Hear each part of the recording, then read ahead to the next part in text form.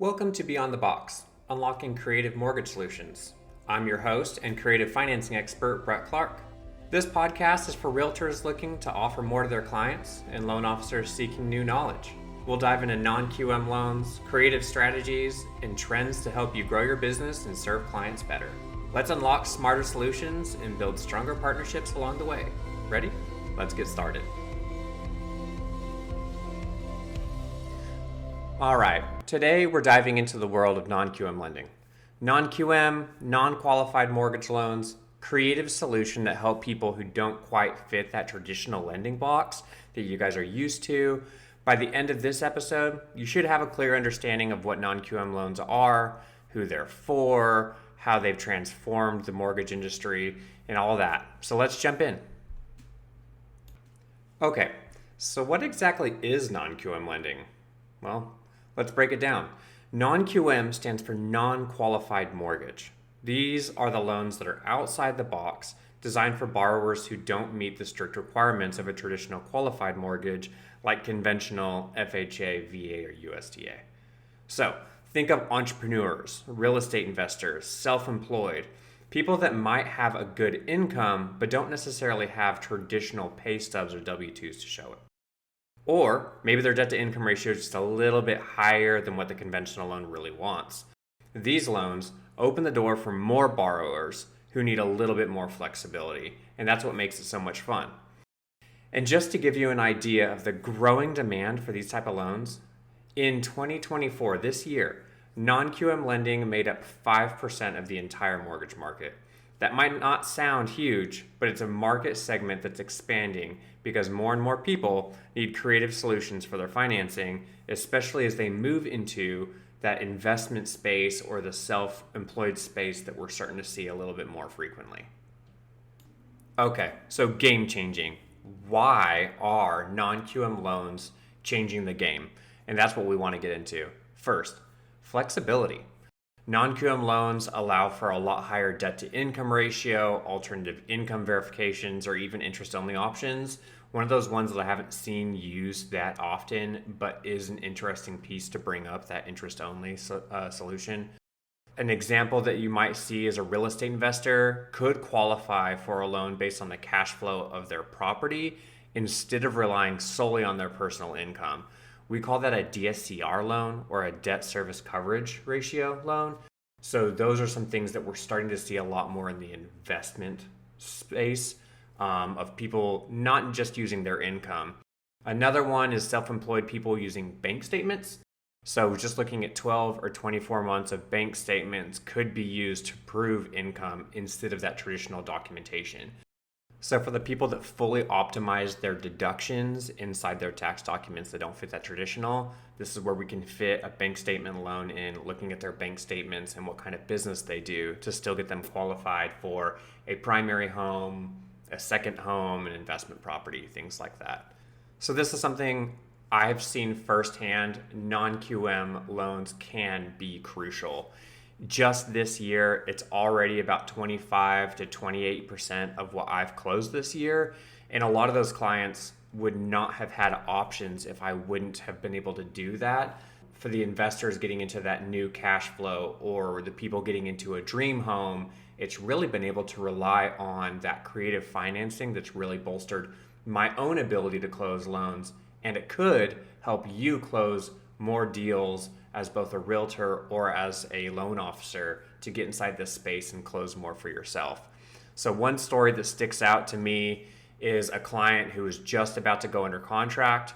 He was working for Amazon at the time and everything looked great. His income was phenomenal. And right as he goes under contract, he decided to quit.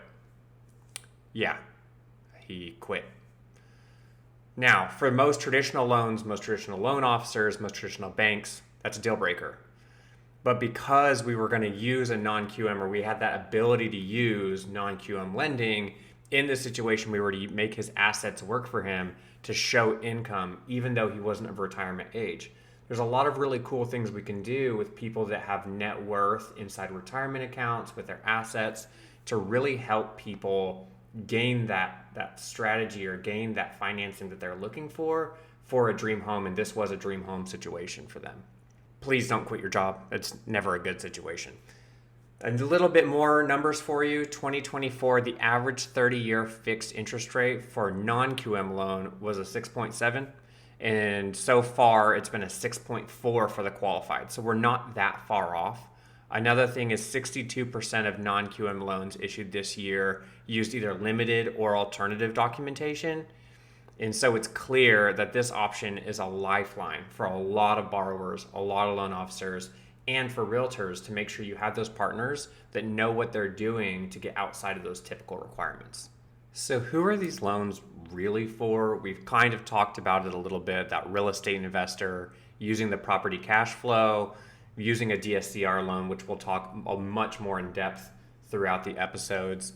Then you have your entrepreneurs, your self-employed, your contractors, your realtors even, where you are using those write-offs to your benefits, or anybody that owns any other type of business with high depreciation or whatever it may be. These are all your borrowers that aren't normally going through a bank in that traditional paperwork way. So we're using bank statements or assets to qualify them instead of tax returns or pay stubs. It's huge. Another huge thing, we don't want to forget about it, are the foreign nationals. A lot of time, foreign nationals don't have U.S. credit. They don't have U.S. credit histories. They don't have any of the loans, and that immediately disqualifies them from traditional loans. But non-QM does have that ability for asset-based or a DSCR style for foreign nationals.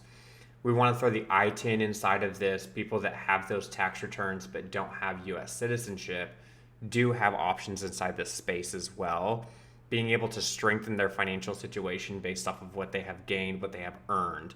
We'll talk a lot more about foreign national income, I-10 type situations. Another key takeaway for here is that non-QM loans are all about meeting the borrowers where they are. This is where I've really built my business. I want to meet somebody inside their financial plans. I don't really want to meet somebody where they are. And that is really where the industry, I believe, is going. So for you as listening, how are we meeting the borrower where they are and creating a solution for what their situation is? How are we creating a solution for their life? And make sure that we get outside those conventional mindsets, just in case that is our box. Let's get out of the box and help people where they're at. Okay, let's wrap it up. Non-QM loans, powerful tool for both loan officers and realtors to have access to, and anyone who needs just a little bit more flexible, a little bit more creative financial option. Whether it's an investor trying to maximize property cash flow, a self-employed borrower trying to maximize their deductions and their income to buy a house, or anyone with unique financial circumstances, this is for them. So if you're a realtor, loan officer, understanding non-QM loans could make a huge difference in how many deals you close and how many more deals you could close if you have this powerful tool behind your back. And it could open up so many new opportunities to serve clients that you might make friendships with because you couldn't have otherwise helped. You would have been left on the sidelines, and now you get to be inside their lives, watching their lives change because you were just a little bit outside the box. So before I go, I want to ask you a favor. If you found this episode valuable, share it with a friend or a colleague. I'm going to keep doing these to really open up more opportunities for you and for your clients into the future. So please get this out there. The more people that we have that know about these creative solutions are the more people that we can help get into homes and build those partnerships to close even more deals.